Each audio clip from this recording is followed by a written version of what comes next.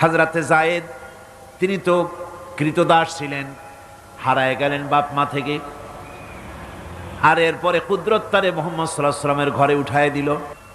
যায়েদের পিতার কাছে খবর হয়ে গেল যায়েদ আছে রাসূলের বাড়িতে, মুহাম্মদ সাল্লাল্লাহু আলাইহি ওয়াসাল্লামের বাড়ি মক্কায়। তারা এসে হুজুরের সঙ্গে দেখা করে বললেন, মুহাম্মদ সাল্লাল্লাহু আলাইহি ওয়াসাল্লাম জানতে পেরেছি আপনার কাছেই আমাদের ছেলে যায়েদ আছে, মেহেরবানি করে তাকে আমাদেরকে ফিরায় দেন।